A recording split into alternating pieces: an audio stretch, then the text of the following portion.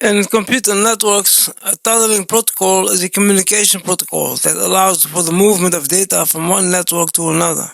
They can, for example, allow private communications to send across a public network, such as the internet, but stay hidden. They stay hidden.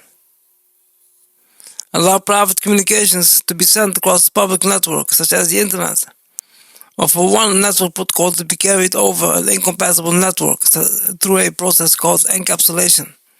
Because tunneling involves repackaging the traffic data into a different form, perhaps with encryption as standards that can hide the nature of the traffic that is run through a tunnel.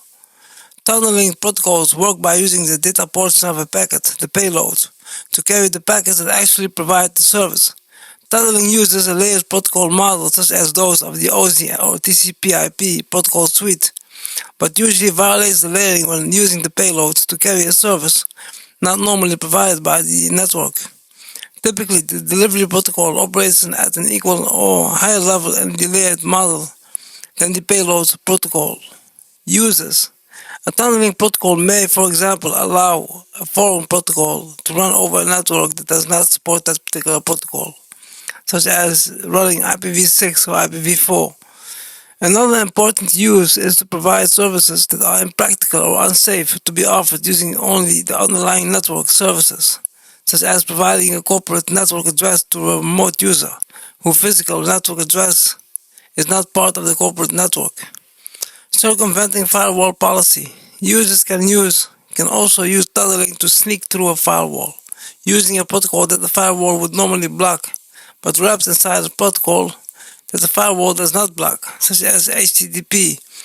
If the firewall policy does not specifically exclude this kind of wrapping, this trick can function to get around the intended firewall policy or any set of interlocked firewall policies.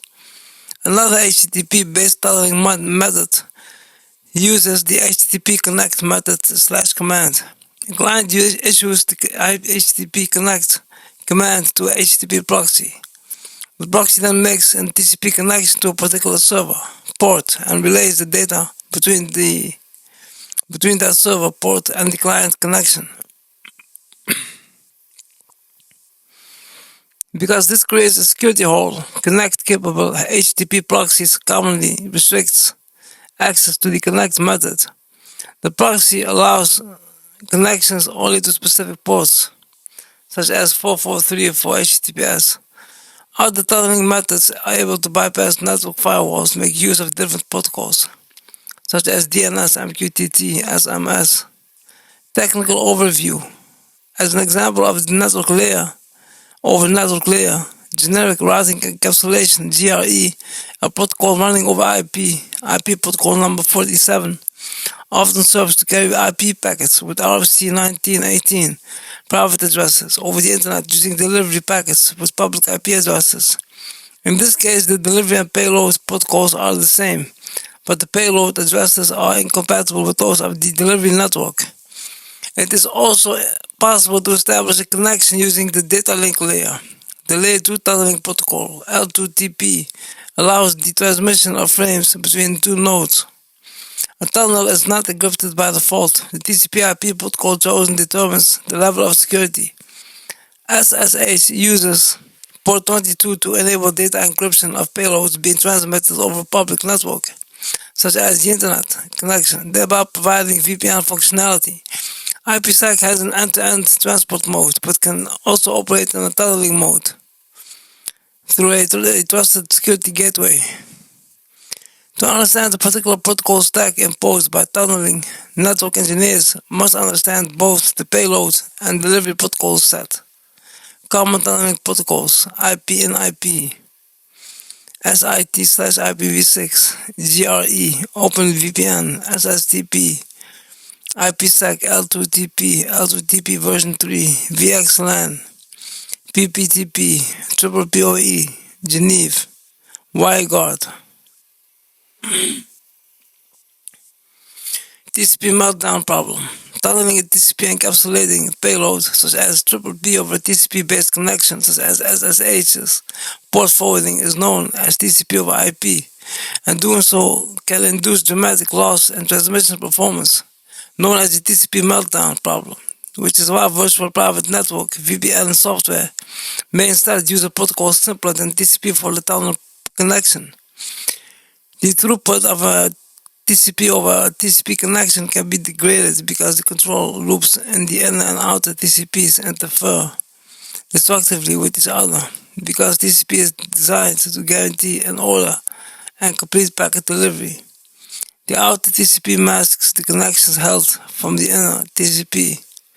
In normal TCP operation, packet loss is detected when the receiver replies with duplicate ACKs to a packet received before the missing packet in the sequence. In response, the sender retransmits the lost packet and halves the congestion window, CWND. In TCP over TCP, the outer TCP handles lost packets, normally through retransmission and CWND reduction. Still, since the inner TCP has not received any information indicating latency in the connection, it continues to transmit packets at a rate currently governed by its CWND. Because the inner TCP's CWND is greater than the outer TCP's, the outer TCP's send buffer eventually fills. As the buffer inflates, packets experience longer and more variable queuing delays before transmission, thereby increasing the outer TCP's measured round-trip time, RTT, and RT variability. This inflates its retransmission timeout, RTO. Once the send buffer becomes full, the tunnel process can no longer forward inner TCP ACKs. So the inner TCP stops receiving acknowledgements entirely. Because the inner TCP is no longer receiving ACKs, its RTO expires, causing it to retransmit the oldest unacknowledged segment and double its RTO.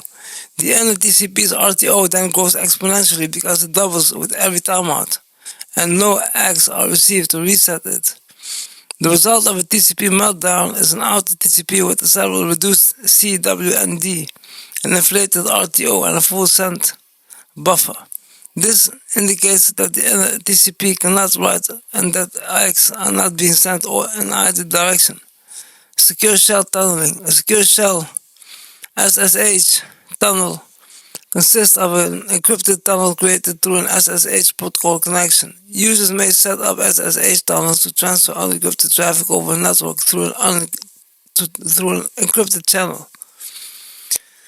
It is a software-based approach to network security, and the result is transparent encryption.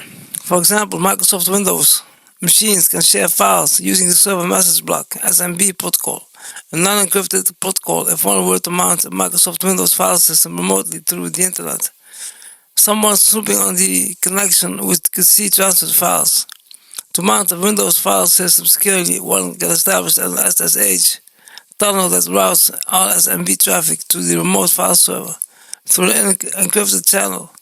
Even though the SMB protocol itself contains no encryption, the encrypted SSH channel through which it travels offers security.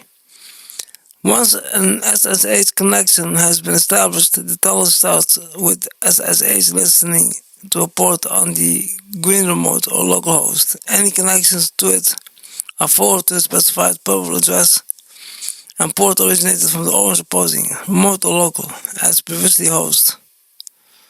The TCP meltdown problem is often not a problem when using OpenSSH port forwarding because many use cases do not entail TCP over TCP tunneling. The meltdown is avoided because the OpenSSH client processes the local client-side TCP connection in order to get the actual payload that is being sent and then send that payload directly through the tunnel's own TCP connection to the server side where the OpenSSH and unraveling also occurs. In the reverse direction of the bidirectional tunnel, SSH tunnels provides a means to bypass firewalls that prohibit certain internet services. So long as the site allows outgoing connections, for example, an organization may prohibit a user from accessing internet web pages, port 80, directly without passing through the organization's proxy filter, which provides the organization with a means of monitoring and controlling what the user sees through the web. But users may not wish to have their web traffic monitored or blocked by the organization's proxy filter. If users can connect to an external SSH server, they can create an SSH tunnel to forward the given port on their local machine to port 80 on the remote web server. To access the remote web server, users would point their browser to the local port at http://localhost/. Some SSH clients support dynamic port forwarding that allows the user to create SOCKS 4/5 proxy. In this case, users can configure their applications to use their local SOA/CKS proxy server. This gives more flexibility than creating an SSH tunnel to a single port as previously described. SOCKS can free the user from the limitation of connecting only to a predefined remote port and server. If an application does not support SOCKS, a proxifier can be used to redirect the application to the local SOA/CKS SOCKS proxy server. Some proxifiers, such as ProxyCap, support SSH directly, thus avoiding the need for an SSH client. In recent versions of OpenSSH, it is even allowed to create Layer 2 or Layer 3 tunnels if both ends have enabled such tunneling capabilities. This creates TUN Layer 3 default or TAP Layer 2 virtual interfaces on both ends of the connection. This allows normal network management. This allows normal network management and routing to be used, and when used on routers, the traffic for an entire subnetwork can be tunneled. A pair of TAP virtual interfaces function like an Ethernet cable, connecting both ends of the connection and can join kernel bridges.